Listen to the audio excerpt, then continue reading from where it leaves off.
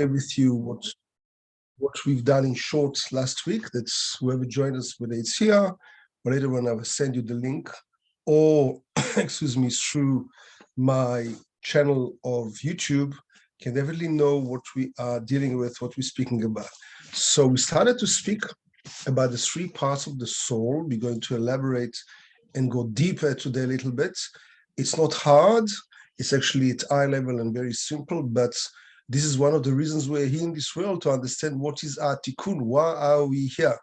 And like any subject that we went through in high school, university, or in our jobs, sometimes things are a little bit more complicated or deep. That's life. That's the way it is. So we spoke about three parts of our soul.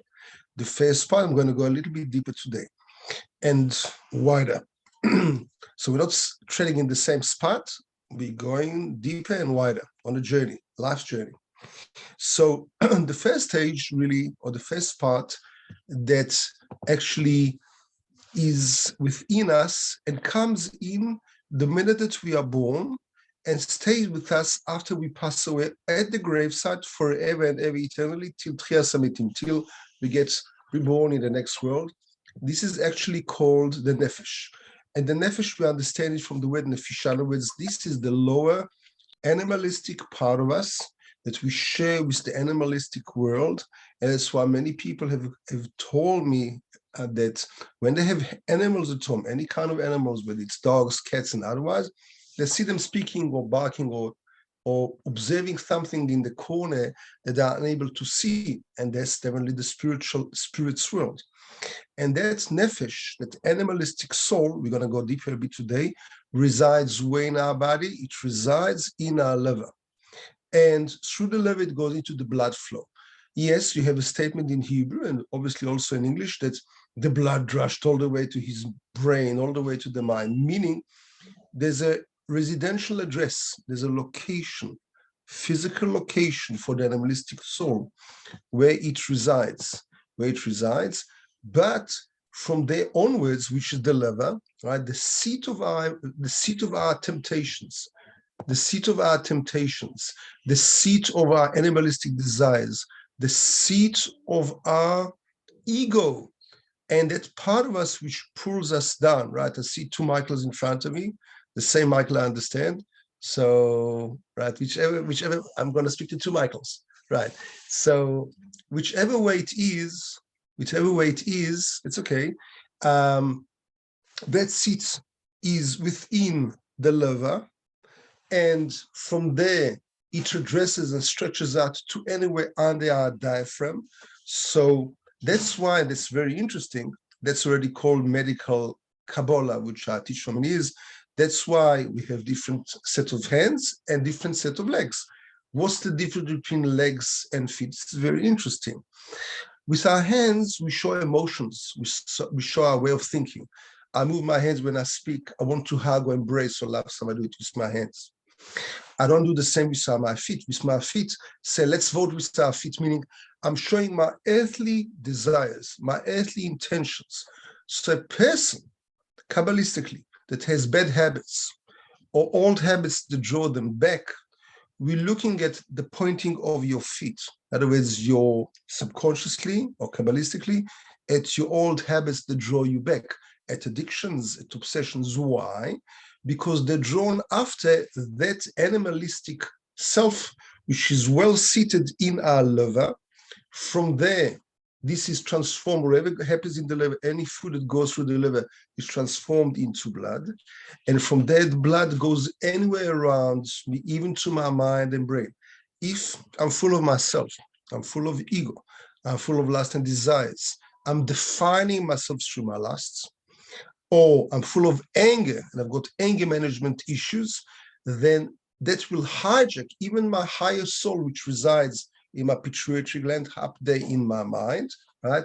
Because even though it resides in the liver, but it can travel anywhere. It depends on me if I give it a free hand. This is a very big innovation, and this is the basic of Kabbalah, and this is the basic of Kabbalistic medicine to understand what happens. Therefore, when people, for example, suffer any kind of ailment, which will be in the blood, liver, two legs, kidneys, malfunctioning of the kidneys, malfunction of the pancreas, for example, the reason will always be spiritual. The reason will always be emotional, mental. The physical is just the seat, it's just the cloth by which we dress up that spirit. What is really the essence of illness? When there's a discord, when there's a disconnection between the soul, that soul part, and that physical part which dresses it up. And so, not that we are guilty of anything, but sometimes we bring things subconsciously. People have heard us subconsciously. We bring things from previous reincarnations that we suffer from, right? And so this is all there for us to understand how does it work. For example, if I have pains in my left foot, right, that means I'm drawing and I'm limping on my back, on the back in time, on my past. Things from the past are lingering in my life. Talking about legs, in other words, diaphragm down. If I'm looking at problems with my right foot, right, for example, I've got lots of uncertainty. I live in scarcity towards the future. So Kabbalists, or people that deal with this for many years, I've got a whole book which I wrote on the subject. Now, according to the limb, according to the organ that you suffer from, ways that illness of the soul, not that you, God forbid, that you're sick, but unconsciously, and I'm the first one in line to say that, I'm not aware of everything that goes on around me, or things that hurts me, or things that I bring myself lingering from previous reincarnation. I cannot see my blind spot. So this is the first element. The second element is my spirit. And my spirit in Hebrew is called ruach, which means that dynamic conscious that is within me, and that's situated in my heart. So a person can get a heart attack, but not just based on anything in their DNA. I just spoke last week to one of the most prominent doctors in Arizona. He's the head of Banner Health. He's one of the heads of research teams in the university. So he told me after over 30 years of research that a person get a heart attack out of their own DNA or genes, but it's promoted with stress. Asked him what would be if a person is very healthy, no DNA, but it's just stress-based or anxiety stress. Absolutely, a person gets a heart attack just from the emotion. So the seat of our emotions is in the heart. And if somebody attacks me, or I'm freezing, fight, flight, freeze, I'm breathless. Just my lungs stop. I get into a panic. Any person. So this is the seat of our emotions between my diaphragm and my throat, inclusive. Right? When the expression of this is my hands. My hands, according to Kabbalah, according to the book of Regression, attributed to Abraham, our forefather, they come out from my shoulders. They don't come out of my jaws. How come? Because they really come out of my heart. These are the two sides of the scale, so to say, my left and my right, which show my emotions, which embrace my emotions. Again, if I suffer unconsciously from feelings from the past, I was hurt in the past, so something to do with my left arm or my upper shoulder left will be in pain. If I don't know how to handle relationships and I'm scared of them, what's ever going to happen in the future or currently present future, something in my right side of my upper body is going to be in pain. So we understand that the body is just a seat, a cloth of that part of the soul which nobody can see, because the soul is unseeable, of course, which resides within my heart, but can overtake the entire body. This is what we're scared of. Scared is the wrong word, choice of words, but we don't want your feelings to take you over completely.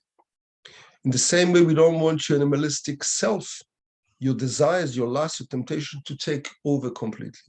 In the same way, we're not all about just being logical. We know, for example, that Asperger, without hurting anyone, is that illness where people are devoid or are detached from their feelings. That's not something we'd like. We'd like to express feelings. When somebody is in mourning, it's all about feelings. It's all about understanding what they're going through in the here and now. When it comes to the seat of our soul, we think about that part of it, the higher part, not the highest, the higher part, which resides, if I take a line down from my crown, which is right there, and a line through my third eye, that junction, that connection, my pituitary gland, that's where my soul resides. The objective is for me to govern. I don't like the word rulership or dictating, right? To govern all my emotions and all my animalistic self through my soul. And my soul gives me inspirations and my goal in life and my spiritual goals. So I should have a real equilibrium and harmony between my higher soul residing in my pituitary gland and my spirit, my seat of my emotions in my heart, and my physical desires, which reside in my life. You should ask yourself, on God's earth, why do I need physical desires? I can just be an angel, I can be a monk somewhere in India or in Japan. And the answer is because I'm human. God did not want us to be inhuman or devoid of children or devoid of love. If we were, there'll be no drive. Why should I go to work? I don't even need drive to bring money or for being competitive. Why should a man have a relationship with a woman or whatever it is? And the reason is because there is some kind of a drive there. If that drive wasn't, we wouldn't procreate, we wouldn't bring children to the world. So this drive is positive as long as it's kept in check, as long as it's under my management. I don't like the word control. But if we devoid of this, we're really angelic or robots. God doesn't need more angels. He can make as many as he wants. That human being, which has free choice, and as Professor Landa have said, that free choice resides in our hearts. What is the free choice? It's a moral dilemma where I have to either listen to my higher spiritual aspirations in my mind, or I listen to my physical aspirations or desires which reside in my liver, and I'm drawn and I'm pulled apart between this and that. I'll give you a nice example from today. One of my patients, a young guy, no names, no, of course, not everything is confidential. He very much is in love with his previous ex-girlfriend. So when he's sober, he realizes in his mind that this relationship is all wrong for him. And they had so many fights, and she already left him and she betrayed him, and she's now with a different girl. She flipped around and she decided she doesn't like men anymore. Now she likes women. No judgment, just describing to the situation, the scenario. And when he's drunk, he falls in love with her again. It's the love of his life. And how could you lose her? Maybe you should call her again. And he's drawn between these two dichotomies, these two extremes, and he doesn't know himself. Who should I listen to? My emotions under being drunk, so it numbs my feelings. Or, right, when I get high or when I get low, and very sad and very aggressive under being drunk.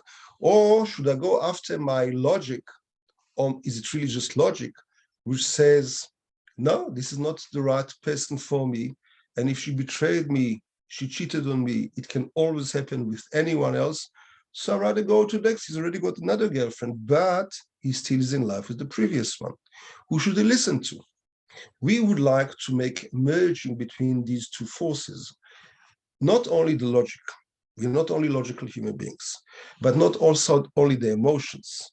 Something in between, which is called emotional intelligence, should be tempered, that we should come to the right answer when we are sober and happy about it. Till here, this is the first part. Any of your comments or reflection, please go ahead. Love to hear from you about it. Michael, Maya, Shirley.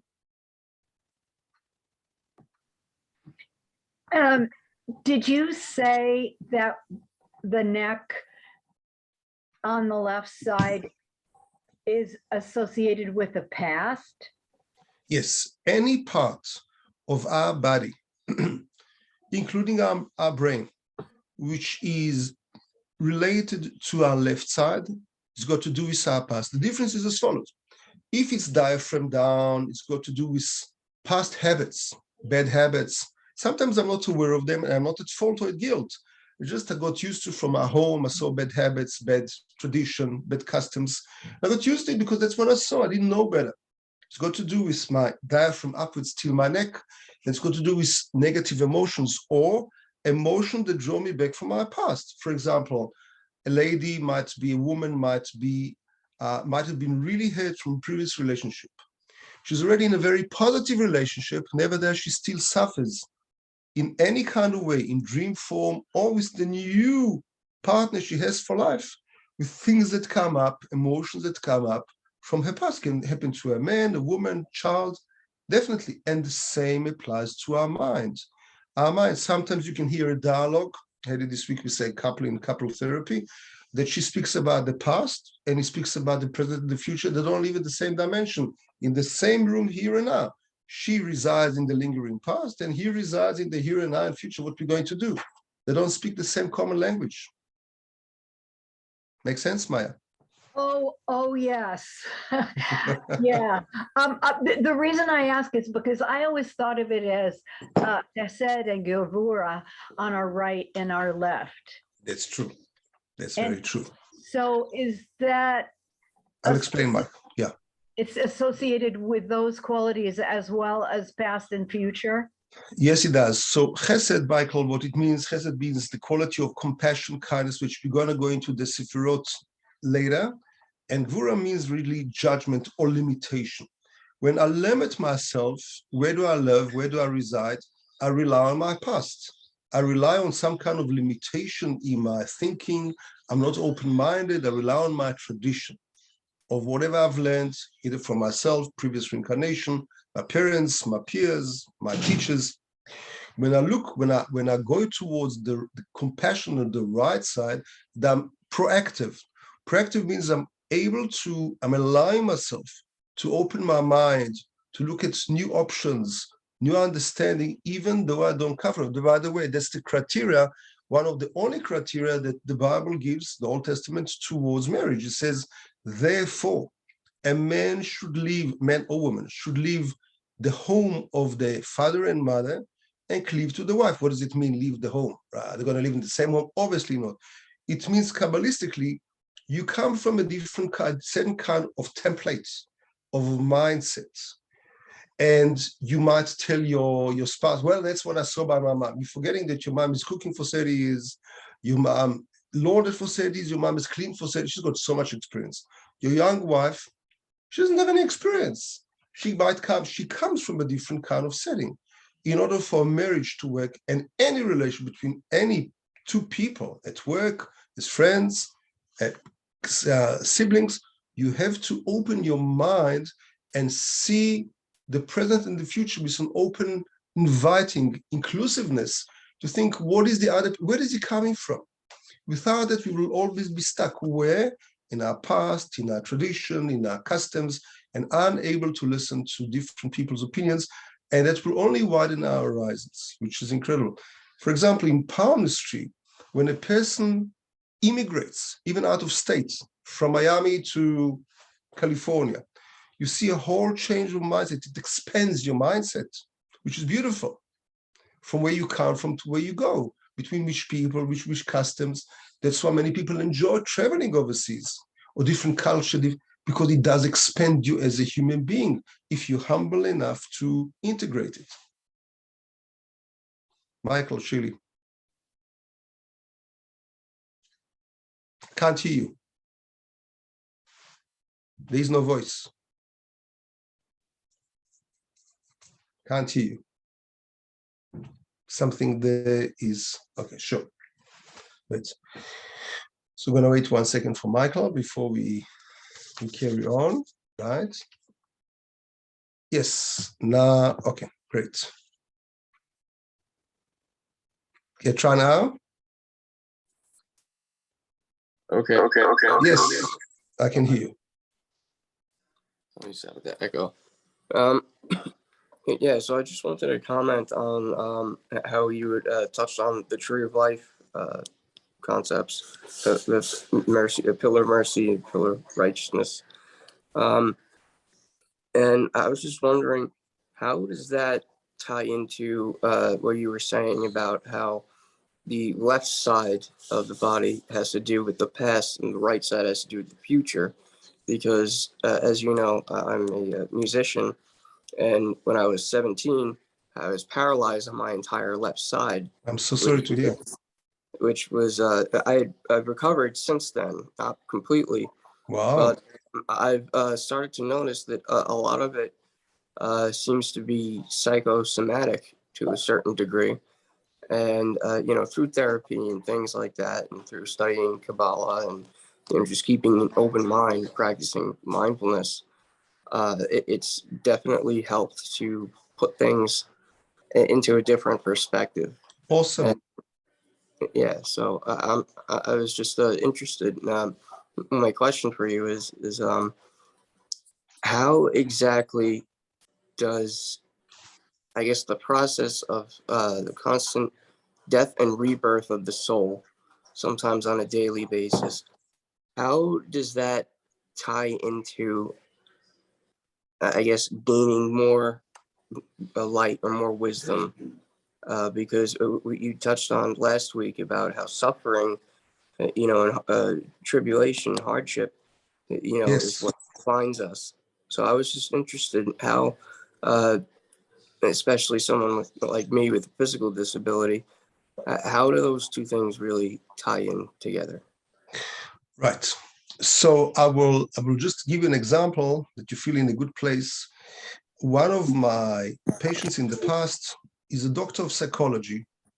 His mother is my student. She's a top graphologist, and he suffers from very young age from ELS, which means, muscle complete paralyzation, especially on the left side.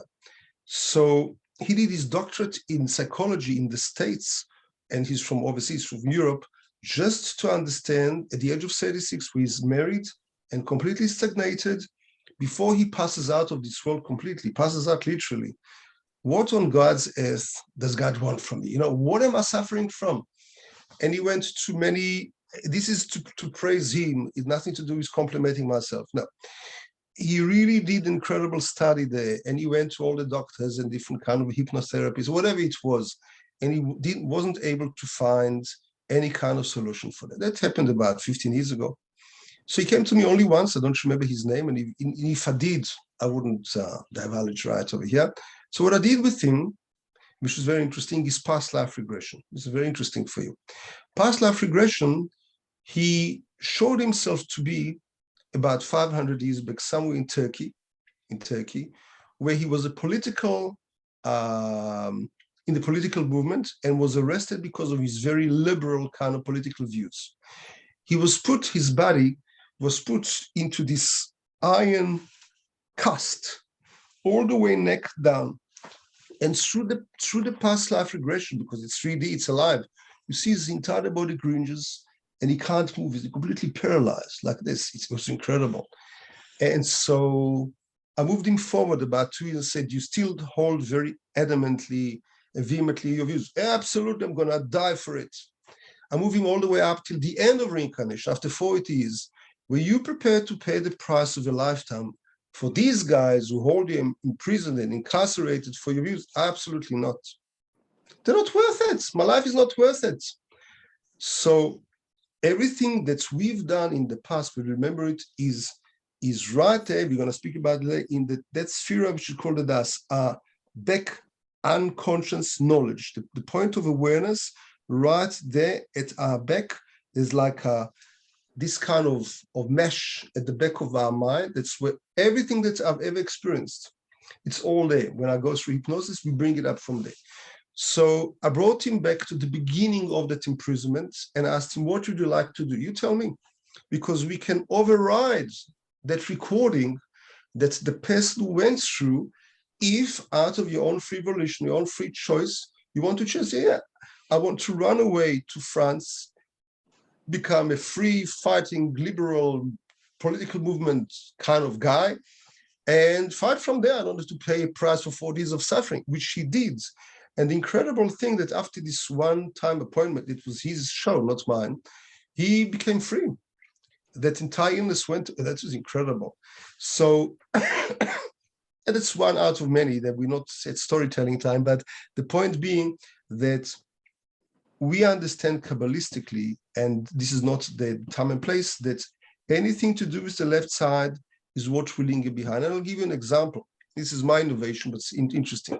When I speak to you now, each and every one of you, my conscience is somewhere in my mind and in my heart. This is me. When I want to walk now towards Michael, I take my right foot and I walk half a step towards him with my foot. As I move forward, my conscience is in the present, in the here and now, with my mind and heart. But my right foot is already made the movement towards you, which is in the future. I haven't completed that step. It's just this way. Right foot forward, body in the middle, in the present. Right foot is in the future. I haven't completed my step. Right, my conscience is not there yet. I just sent my right foot there. My left foot is lingering behind. Whereas my left foot, from a perspective of my consciousness, still in the past. It's because I haven't completed that step. I can say, you know what, I don't want to walk towards Michael. I want to retrack 180 degrees. I want to go back. But when I complete that step, then my entire conscience and self is already merged and lined up with where I want to go. So even if you make one step, you realize that this analysis is true. How does it work? Well, there's a very deep question why, and we're going to discuss this short, why we made most of the external organs, or limbs rather, and some of our internal organs, such as kidneys and lungs. I don't have two hearts, but at least that, everything is made as twins, as couple, right?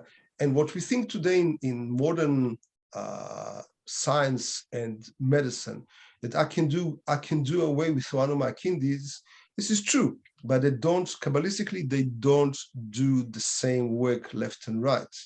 If I go to donate to somebody else and for them it's life and death situation, obviously it's an incredible act of kindness. But I will be left a little bit crippled if I will give my right kidney, definitely if I'm going to sell it for $40,000. It's not worth it to do such a thing. So in short, this is a very mind-boggling kind of understanding, but it is. And therefore, moving forward, it works like this. We said last time that Melech in Hebrew, which is the word for king, which means M stands for mind, and L stands for our heart in Hebrew, which is Lev, and Kaf in Hebrew stands for my liver, which means I want to have this hierarchy. I want to have all of it together. I should have my physical desires. I should have my emotions. They shouldn't be suppressed by my mind. They should be handled and managed. And that's what we call emotional intelligence. Another interesting thing going deeper, this was written by Rabbi Aryeh Kaplan, who passed away some 20 years ago. He lived in California, Los Angeles. He was a great Kabbalist, but he went too fast, too high. That's what people say about him. So he wrote many books, left a legacy, but he died at 48 out of cancer, I think of the gums, something like that. And so he says as follows: if I look from top to bottom, at a person, top to bottom at a person, so what is the lowest form of my spiritual energy? Again, listen to the question. What is the lowest form of my spiritual energy? What do you mean? I want to convey to you now concepts of love, of unity, Kabbalistic concept of spheres, things that you never heard about, which has got to do with the names, different kind of combination of God's name, different kind of worlds. How am I going to express it to you in the most physical of terms that you will make sense of it? In other words, what is the lowest form of my spirituality? And the answer that he comes with is incredible, and that is our speech. My speech, when I speak to you now, is very physical. You can understand me plain and clear at eye level. But I can convey to you very spiritual concepts, even though I'm using my spirit, my soul, my mind, my abstract kind of ideas, but I can definitely bring it down to this physical form, expressions through my speech. Right. Now let's go the other way. If I try now to bring up the highest form of my physical expression, right? Meaning, I've got lots of aggravation right now. I'm angry. I want to begrudge. I want to have vengeance against somebody. I want to really show you what I feel, right? what is the highest form, not the lowest form. The lowest form is punching somebody in the face or kicking them, right? Or marching away. What is the highest form of my physical self? Again, the lowest form of my spirituality, which is physically expressed, is my speech. That's coming from soul down. Now let's go the other way. I've got terrible aggression inside me. I was really hurt today, and I want to express it to you in the most spiritual of terms and forms. How can I do it? It's not physically. Spiritually, how can I show you my highest form of physicality, of aggression, of animalistic drive? What is the highest form of that? Any answer? Is the question clear? I would say charity or service. So Michael will say charity. Very good. Now Michael will say, for example, charity. Okay, but okay, Michael will say charity. I'm going to give you an example about this now. I don't challenge this. It's a beautiful, very high form of. But let's say charity is an expression of compassion. Let's say that you really hurt me. God forbid, right? You really hurt me. And I would love to express to you my anger and my resentment and my complete utter dismay of what you've done to me. Now, if I punch you, or if that's very physical, it's not spiritual. That's a lower form, right? We don't go down.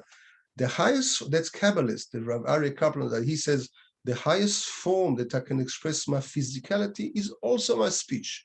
I can say to you, you've hurt me. I resent what you've done. I can never forgive you. I would like to forgive you, but I can never forget. So, and that expresses everything. And say, right, charity is a beautiful form, Michael, of expressing something which is even a physical form of showing compassion, of seeing the other. It's a beautiful form, but it's a physical expression of something very, very elevated in a spiritual concept. That the person will go out of the way to give somebody else out of their own goodwill, even though they don't own it, they don't deserve it. They've asked for it, or they haven't asked for it, which is wonderful. But it's a physical form. I'm looking for a spiritual form to express my physicality, which is very low. To summarize what he says as follows: this mouth is a bridge. It's a spiritual, Kabbalistic bridge between my lowest spiritual self, which I'll express is unity, love, Kabbalistic concepts, and my highest physical self, which will express my aggravation, my anger, my resentment, my being hurt by you. And so therefore in Hebrew, that word for my lips is called safa, which means also a language.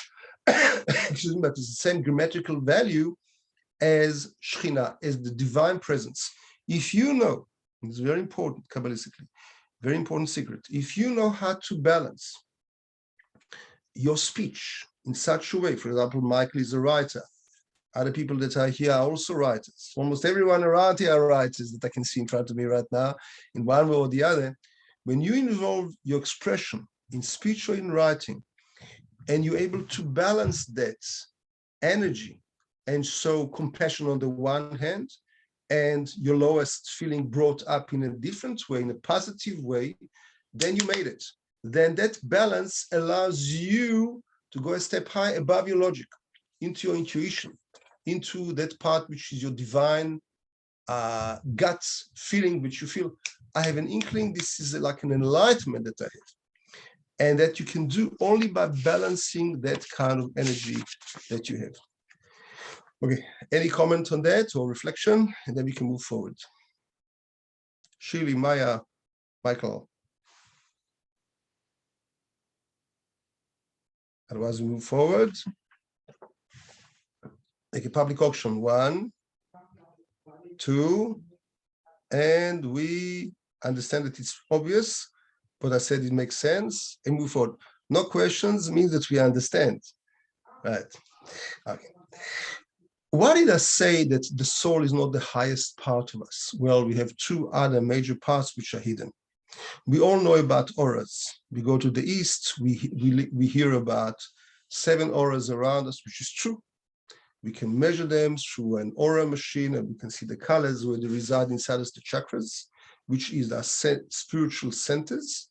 But we also know that there are auras around us. If we see pictures of saints, of all kind of great people, we always will be, they'll be drawn with a glow around, even the sun, right? By the way, it's interesting. The sun's aura is called corona. Interesting. Corona is the Hebrew word today for COVID. Interesting thing. And we can also usually see the glow around the moon, which is very interesting. So each one of us had this. First of all, to understand, and I'll give you this as an assignment later on for homework, when you are in somebody's company, how do you feel? Some people make you very calm, you feel invited, you feel, it's called in the Hebrew, in the Kabbalah, it's called Reshimu, which means my impression, Reshimu, which R-E-S-H-I-M-O. What is my impression from being around this person? Calmness, peace, unity, love, compassion, wonderful. This is the kind of person I want as my friend. I would love to be in this kind of company. When I feel agitated, aggravated, angry, sad, and I woke up this morning on my right side, I felt wonderful and positive. It means something in the energy of, and I'm not guilt shaming, blaming somebody else, but something in the energy of that person next to me has attached itself to it. How? Through the aura. So the more you share your time and space with other people, the more you become sensitive and aware of that energy around people. So much more so today, when we each have at least one or two cell phones. Well, obviously, all that energy, all this frequency goes through us all the time. If you call me now and the person sitting right in front of you on my side, that same number, that same frequency, obviously will go through them as well. So imagine millions and millions of lines, radio, TV, right, infrared, ultra purple, whatever it is, and all those frequencies going through you and you're not even aware of it. Obviously, people are very agitated today. Obviously, people's immune system goes down. We just lost a very, very dear friend yesterday at 5:35 p.m. He was a very, very internationally known doctor, a functional doctor, who really did incredible breakthrough in his short life of 62 years. And 2 weeks ago, he was still up and about and going home. And 2 weeks later, he just passed away. And obviously his immune system, even though one of his books that he wrote many books, one of them on dementia and the other one on complete, invincibly called it immune system. Nevertheless, sometimes the person's immune system is being abused or violated by others, and we should know how to fix that or how to protect ourselves. Just a hands-on first aid. One of the great serious ways to clean our auras is through sage. You sage yourself around your head, around your ears, through your hands, around your body. If you cannot do it by yourself completely, use somebody else. Sage and Palo Santo, they really do work. They really do work. The other thing is the idea of going to a spring, or what we call in Hebrew a mikveh, which is a kind of a pool, but it's made in nature. I can't use my own, for example, bath tub, because it's handmade by a man or by a woman, makes no difference, but I need something to be done in nature, a spring, the sea, the lake, something inbound within nature that I can immerse myself completely and come as a new creation out of it. Very interesting, very interesting. Or, right, sometimes prayer, right, can really, really help a person clean themselves. Grounding, right? G-R-O-U, not grinding, like grounding, balancing yourself. This is so important. One of the secret ideas about the mezuzah, which is like this Jewish thing that you have, many people ask me when they come to my house, they see this Jewish thing, said, do you have an alarm system? I said, yeah, God protected. So this mezuzah on the door, the meaning of it comes from the Hebrew word izun. It helps balance the energies. It helps protect energies, spiritual energies, which we cannot see from without not to come in. I lived in South Africa for many years. Many of my Black friends, they used to sleep, right, on a bed which is at least 1 meter high above ground. I asked, why is that? Why do you have to climb to your bed? So no, we're very scared of these ghosts which attack us during the night. So at least 10, at least like 3 feet, 1 meter high, we know they won't be able to touch us. So every culture has got some kind of a protection against these kind of spirits, which we cannot see, but we know from animals that they bark, they don't bark at anything, at corners of rooms, etc., that they can see and we cannot.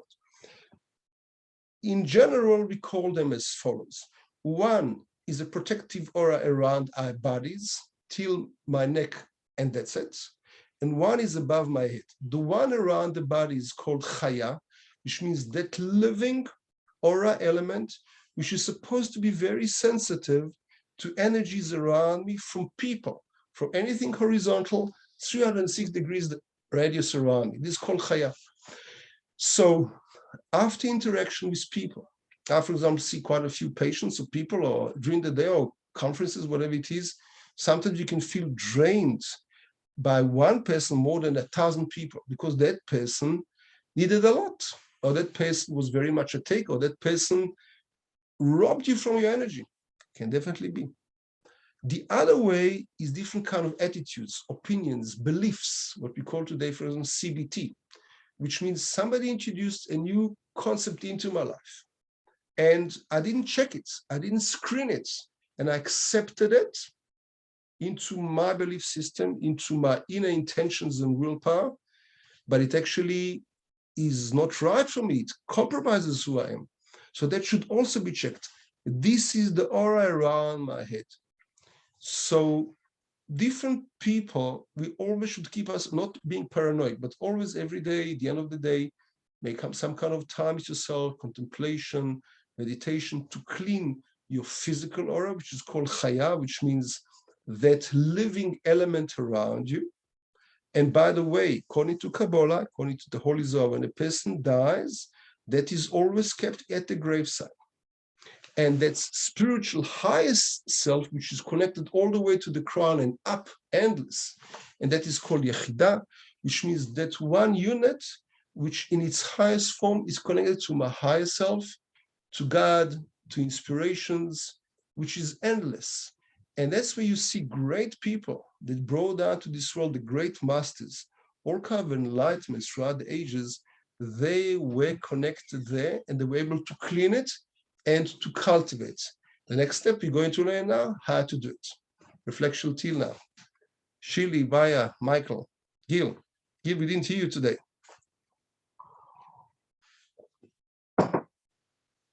Any comments on that? Feel free to go ahead. Would the nighttime Shema take care of it? Very good question. Shema, Michael, is that special prayer, which means it's a verse in the Old Testament which says, "Hear, O Israel, the God your Lord, the God is one." One of the great missions, maybe the first and the last mission a person has on this earth, is to come to an acknowledgement of a creator, A. B, to have a relationship with that creator. And I know personally patients of mine that did not have that knowledge, not because they weren't great, not because they weren't spiritual, just didn't enjoy that or didn't come to it, didn't connect with that. And unfortunately, they're not with, in other words, it's a life-saving event, finding your own creator. You know, it's like somebody being born an orphan or being adopted, and he will never know his biological parents. When he finds them, any human being would like to find, who are my parents? It infringes on my definition, inner definition. So much more so to find my source of life is so important. The Shema Israel, which means, "Hear, O Israel, the God, your God is one. The God, the Lord is one," meaning any forces in the universe, whether they're good or bad, whether they're judgmental, limiting, or compassionate, these are all from one God. They're no different. They're not different. There's a good for good, there's a good for evil. No, no, no. It all comes from one. When I say that, Maya, this is a very, very important prayer, but many of those spiritual forces that once I leave my body during the night, right? Anybody sleeping next to you or visiting you when you sleep and say, Gil, are you home? Nobody's at home. I'm snoring away. I'm out. But my body is an open vessel. It's a void that all the negative spirits, all the ghosts would like to attack. When I say that's verse, the special verse that protects me during the night against evil forces. So it's posed for a reason, as you clearly and smartly asked, when a person says just before they go to sleep, protects any human being on earth.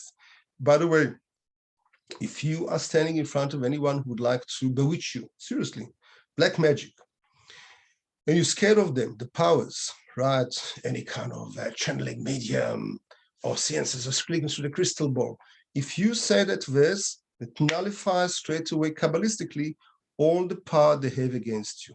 If you're very scared of the IRS, of the police, of anyone who might infringe your privacy, when you say that verse and you mean what you say, and you constantly think there's no other force in the world, only God, whether it's good or bad or negative or positive, nobody can hurt me. Everyone is marionettes. Everyone is puppets on the string. There's only but God.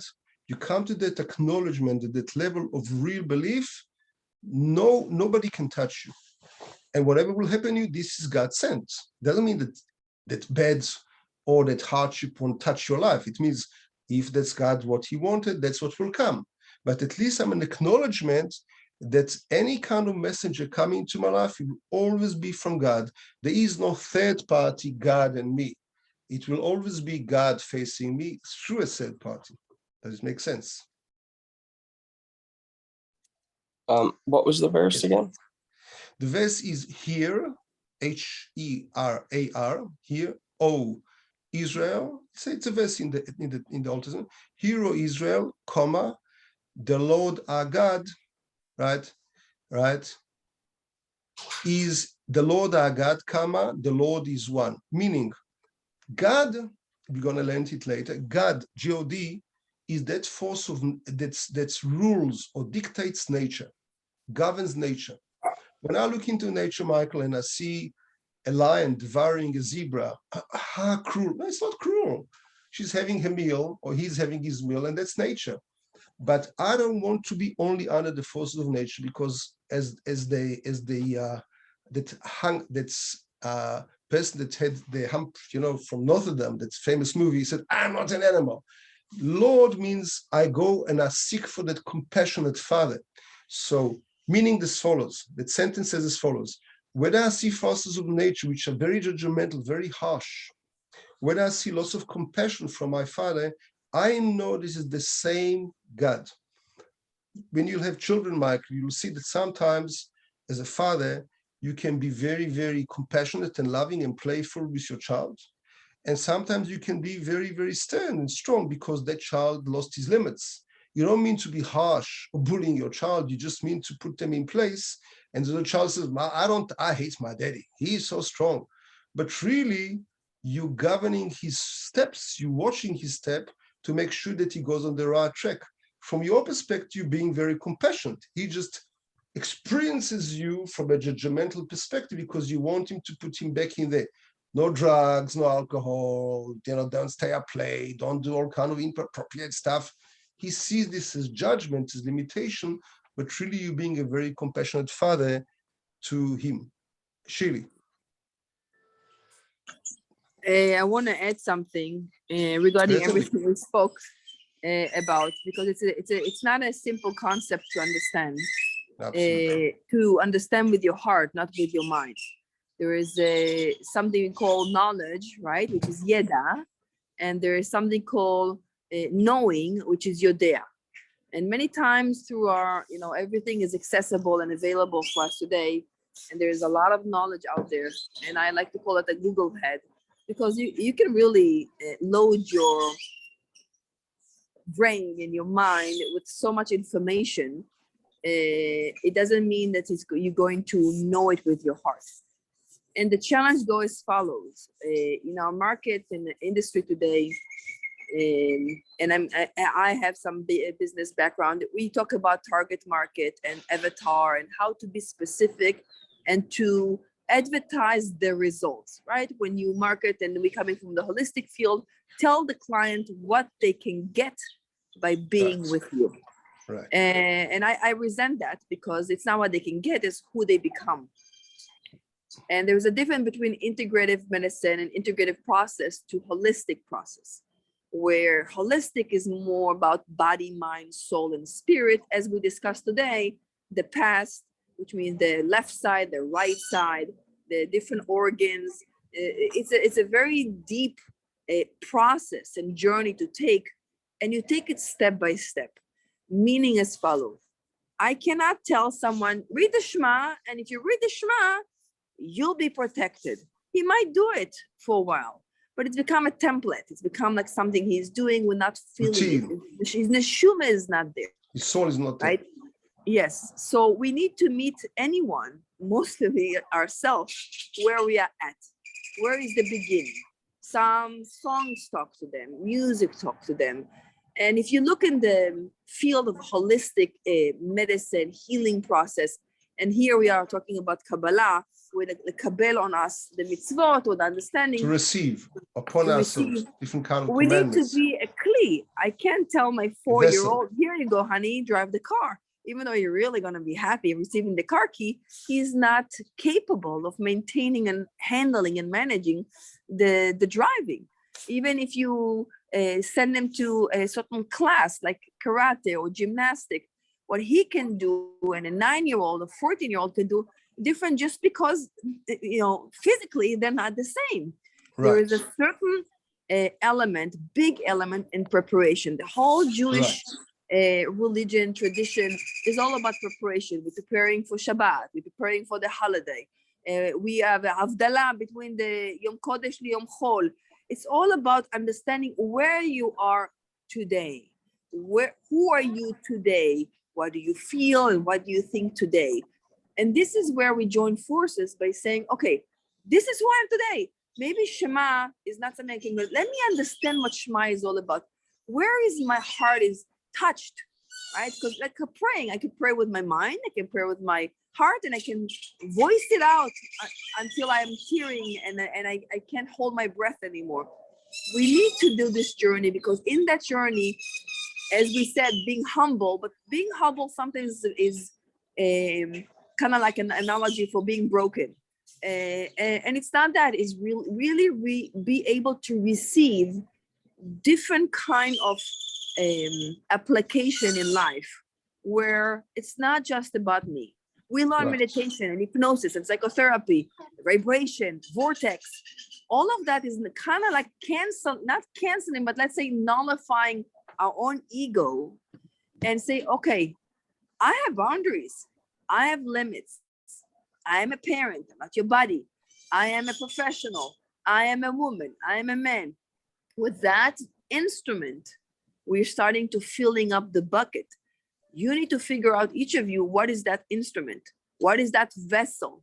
What does that mean being a musician? What does that mean being a woman? What does that mean being a parent for you? Let's start there. Then you start filling up the bucket from that starting point, because fighting the evil inclination, even though there is a certain recipe, yeah, you should do that, you should do that, you should do that. But I'm doing everything you're telling me to do, and still I'm suffering from that, because you're doing everything I'm telling you to do. You have to own it. You have to contemplate with it. You have to search it. You have to mess with it. You have to feel it. And in that journey of preparation, you are becoming that which you are seeking. So I hope it makes sense what I'm saying, because there's no like one recipe, obviously connected to Hashem, believing in Hashem. If one believe in the one, not fearing anyone. But to get to the sense of the vibration of it, it's deeper than that. There is a dance with it. So I hope it makes sense. Beautiful. First of all, you had help. I don't know if you heard in your background from the heart of the singing birds, which was most beautiful. Yeah, they helped us understand what you mean about the heart. So this is, before I just move forward, I want to mention as follows what Shuli mentioned, and that is, when we, and it's very important for all of us to understand, when we speak about integrated medicine or holistic medicine today in the States especially, it's a misnomer. This is not correct, because people speak about mind and body. especially psychology, and I should know this after quite a few books which are written on the subject, and that is, psychology does not believe in the existence of a soul. In other words, this is some kind of reaction which I can physically or chemically or biologically have to some kind of an art or inner kind of impulse or trigger, whatever it is. So not that I'm being cynical about it or condescending, but this is not really integrated or holistic understanding of a human being. The holistic understanding is that there's a mind, body, and soul, and that changes the entire picture. As Professor Carl Jung, who was a great Kabbalist, and he was a non-Jew, writes some almost 200 years back, and he says that I have treated over 35,000 people for 35 years, over 35 years, but none of them ever healed unless they touched on the soul, unless they touched on faith. By definition, faith means that extra step that I take over and above my logic. So somebody like you, Michael, would like to listen, I'm sure you already did, to somebody like Dr. Joe Dispenza, who was crushed completely by a truck or whatever it was that's crushed him. And if it wasn't for his faith and going that step beyond nature, he would be a cripple in a wheelchair for the rest of life. But he vowed and he promised himself that if he will heal himself in this way through faith and going the extra mile, right, he will devote his life to lecturing about it throughout the world and became a very rich man through this. But he really believes that because he's a living proof to himself and many others like myself that this is possible. Now, what it actually means is as follows. I'm going to give it to you over as a concept and also ask you a question about it and try to give you the inkling and understanding. If you ask any one of you today, now, please tell me about your profession, that you really love and you spend most of your days and nights with. In the middle of the night, if I wake you up at 2 a.m, you will verbatim tell me for hours all about with passion and great excitement about what you do and how you do, Michael about his writing and about his music, and any one of you about what you love to do as well as myself. That is called in the Hebrew opnimi, which means the inner enlightenment, or light which I own. In other words, that became part and parcel of me. When we talk about that which I want to achieve, my outer intention, if you ask me, Gil, what would you like to do the next 5 years? Oh, I see a higher self. Are you there? I'm not there yet. That's why I'm where I am today and not in 5 years. Is that something you'd like to attend to and accomplish? Absolutely. Are you there yet? No, I'm not. That's light. That enlightenment, which is out there, which is edging me all the time. Write another song, write another story, do something more. That is a direction. That's called Or Makif, which means that external light, which is completely godliness and divine, which is edging me, nudging me, pushing me towards that next extra step that I should do. Meaning as follows. You can have a first kind of career in your life. For example, many ladies define themselves through motherhood, or a first kind of degree, or first kind of job, men especially through the jobs. But after many years of doing that, you say, well, I experienced my motherhood, and I still am, and I love my motherhood. Well, I experienced my first career, and I love it. But I think I'm accomplished there. I think I should look for the next career up. I think I can look at the next, which I wasn't able to see before. That career, that direction, that purpose, that goal that you see now in the next few years, right? Short term, mid-term, and long term, it's called Or Makif. That divine light, if it's positive only, that is edging you on. That inner light is that light which is already within you, that's body, mind, and soul. It involves your soul, your neshama, your soul, which is residing inside your pituitary gland. That's outer self, which is edging you on, that's got to do with your aura. That's got to do with these two shields, these two protective auras around you. The one of the body, which is called the living one, Chaya, and the one of your highest conscious self, it's called Yechida, which means that one unity, which is at oneness with God. You should really, sometimes, and that's like, I'm giving you like a warning along your journey, question yourself. I've read recently about a certain woman overseas in Europe. She murdered her 3 little girls because she felt a calling from God. Not every calling is correct. You should check with yourself. because sometimes we are blind leading the blind. I am not sure everything God's do is right. So have a very good friend that you can trust. And if you don't know, ask a spiritual mentor, or many times open the Bible. If the Bible said, don't steal, don't kill, don't lie, and my journey involves that, well, obviously it's the wrong journey. So I need some kind of an external, it's very important, external objective truth that will allow me to understand where I'm going to.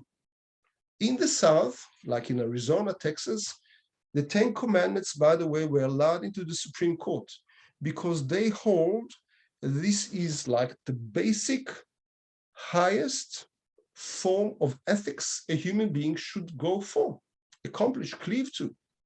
In many of the northern, right, that means Michigan, etc., and I'm not naming states, but this is a political statement in America, and I'm not a political guy. High courts, they did not allow, they rejected the lie in the 10 Commandments in court, saying we've got human understanding, which is ours. We don't want to accept anything which is supernatural or biblical or religious wise. We don't stand by that. So, but every person should have some kind of a legal system or some kind of an ethical, objective truth, which you can mediate by yourself and say, well, I'm not sure if I can trust my gut feeling only.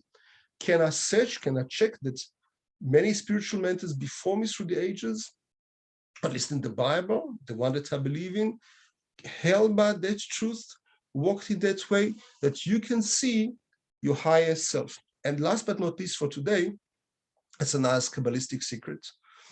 In the Hebrew, and again, I excuse, for example, Michael, in English, when you say it's a Michael or Gil or Maya or Shili, every letter's got only one syllable. For example, Michael, M is an M. It's not a word, it's a syllable, M, C, I, it's just a letter. In the Hebrew original, every letter has got in it a whole word. For example, M in Hebrew is mem, which is M-E-M. It's a whole word. L in Hebrew is lamed, which is almost four letters, L-A-M-E-D. It's a whole word by itself. Kabbalists say, when you were born, you were given your name, Maya, Michael, Shirley, Gil. But as I develop spiritually, as I allow more of my spiritual higher self to come, to be more involved in my life and evolve me, higher parts of my inner letters, again, inner letters means M in Hebrew is not just a letter M, a syllable, but it's a whole word. M-E-M in Hebrew, mem is the Hebrew letter word for that letter M in English. Lamed in Hebrew is that whole word for the letter L, which means in Hebrew, how do you teach? How do you teach yourself? How do you teach your higher self? How do you teach others? How do you impart to them from your knowledge? So when you learn that and you invest into your inner self, your higher self, then after many years of hard working and toiling spiritually, you can feel that elevation, say, well, I'm not the same person I used to be. If you ask me now today, go outside and play in the sandbox, well, I think it's a waste of my time, right? I'm not going to do it, right? I've been there already when I was a child. I'm not going to do it today, and the same applies to all of us.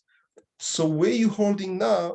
Where did you hold a year back or 5 years back? And where do you want to go to?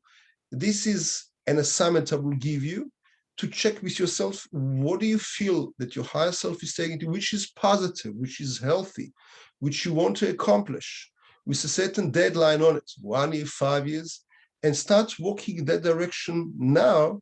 Because if you don't put that inspiration higher there, we will never get there. If I don't respect myself, if I don't know what my goals are, how can I achieve them? I don't have a destination, right? I don't have a destiny, and I don't have a destination. Any reflection on that, and we'll call it a day for today. Michael Gill. I just want to say, I think that was a great lesson.